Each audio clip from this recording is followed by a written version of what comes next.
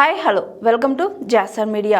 తెలుగు వెండితెర తొలి అందగాడు ఆ పనితో చివరి రోజుల్లో ప్రేక్షకులకు మాడి తెలుగు సినీ చరిత్రలో ఒక విలక్షణ నటుడిగా, అమ్మాయిల కలల రాజకుమారుడిగా కీర్తి ప్రతిష్టలు పొందిన వ్యక్తి హరనాథ్.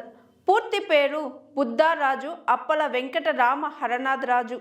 తూర్పుగోదావరి జిల్లాలోని పిఠాపురం మండలం రాపర్తి గ్రామంలో జమీందారి కుటుంబంలో 1936 సెప్టెంబర్ 2న జన్మించిన ఆయన చిన్ననాటి నుంచే రాజసంతో ఆకర్షణీయమైన వ్యక్తిత్వంతో పెరిగారు.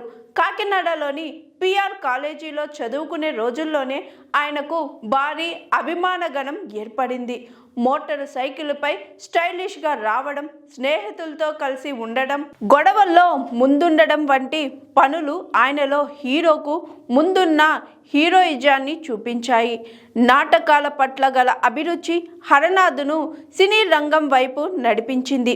డైరెక్టర్ రామినీడు ఇచ్చిన అవకాశంతో 1959లో మా ఇంటి మహాలక్ష్మి చిత్రంతో వెండితెరపై అరంగేట్రం చేశారు. అనతి కాలంలోనే స్టార్ హీరోగా గుర్తింపు పొందారు. మొదటి సినిమా హీరోయిన్ జమునతో ఆయనకు మంచి అనుబంధం ఏర్పడింది. వీరిద్దరూ కలిసి 30కి పైగా చిత్రాల్లో నటించారు. జమున కూడా హరనాథ్కు ప్రత్యేక ప్రాధాన్యత ఇచ్చేవారని చెప్పుకునేవారు. ఒక దశలో ఎన్టీఆర్, ఏఎన్ఆర్ లాంటి వారు కూడా జమునకు అవకాశం ఇవ్వనప్పుడు హరనాథ్ ఆమెకు వరుస అవకాశాలు కల్పించారు. హరనాథ్ కెరియర్లో ఎన్టీఆర్తో ఆయనకు గల అనుబంధం ఎంతో ముఖ్యమైనది. 1961లో ఎన్టీఆర్ శ్రీయా దర్శకత్వంలో తెరకెక్కిన సీతారామ కళ్యాణంలో శ్రీరాముడి పాత్రకు హరనాథ్ను ఎంపిక చేశారు. ఈ చిత్రం కోసం ఎన్టీఆర్ పెట్టిన కఠిన షరతులను ఇంతకు ఆ షరతులు ఏంటంటే పొగ తాగకపోవడం, మాంసాహారం తినకపోవడం, కిరీటం నేల పెట్టకపోవడం వంటివి హరనాథ్ పాటించారు. ఎన్టీఆర్ రావణాసుడిగా, హరనాథ్ శ్రీరాముడిగా నటించి ప్రేక్షకుల మన్ననలు పొందారు.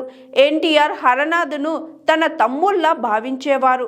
హరనాథ్ వ్యసనాలకు బానిసైనప్పుడు ఆయన కుటుంబం కోరిక మేరకు ఎన్టీఆర్ ఆయనకు నచ్చజెప్పడానికి ప్రయత్నించారు. అయితే హరనాథ్ తన వ్యక్తిగత వ్యసనాలకు లోబడిపోయారు. దీని వలన ఆయనకు రావాల్సిన అవకాశాలు శోభన్ బాబు, కృష్ణ వంటి నటులకు వెళ్ళిపోయాయి. వ్యసనాల కారణంగా షూటింగ్లకు వెళ్లడం కష్టమై సెట్లో కూడా మందు తాగే పరిస్థితి ఏర్పడిందని వెటరన్ ఫిలిం జర్నలిస్టులు చెబుతున్నారు. ఇది ఆయన కెరియర్కు తీవ్ర విఘాతం కల్పించింది. అయినప్పటికీ ఆయన నటన పట్ల అంకిత భావం, సహజతత్వం అద్భుతంగా ఉండేటివి. వ్యక్తిగత జీవితంలో భార్య భానుమతి దేవి ఆయనకు ఎంతో అండగా నిలిచారు. ఆయన వ్యసనాల పట్ల ఆమె ఎంతో ఓర్పుతో వ్యవహరించారు. వారికి పద్మజ అనే కూతురు, శ్రీనివాస్ బుద్ధరాజు అనే కుమారుడు ఉన్నారు. పద్మజ చిన్న వయసులోనే మరణించగా అల్లుడు జీవీజీ రాజు సినీ నిర్మాణ రంగంలో ఉన్నారు. కుమారుడు శ్రీనివాస్ వ్యాపారవేత్తగా స్థిరపడ్డారు. చివరి రోజుల్లో సినీ రంగం నుంచి అవకాశాలు తగ్గి ఆర్థిక ఇబ్బందులు పడ్డారు. ఆరోగ్యం క్షీణించి ప్రేగులు దెబ్బతినడంతో 1989 నవంబర్ 1న తన 53వ ఏట కన్నుమూశారు. ఆయన చివరి చిత్రం చిరంజీవితో కలిసి నటించిన నాగు. తన వ్యసనాల వల్ల తనను తాను బాధించుకునేవారే తప్ప ఇతరులకు ఎప్పుడు హాని చెయ్యలేదని, స్నేహానికి ప్రాణం ఇచ్చేవారని ఆయన అభిమానించేవారు చెబుతున్నారు.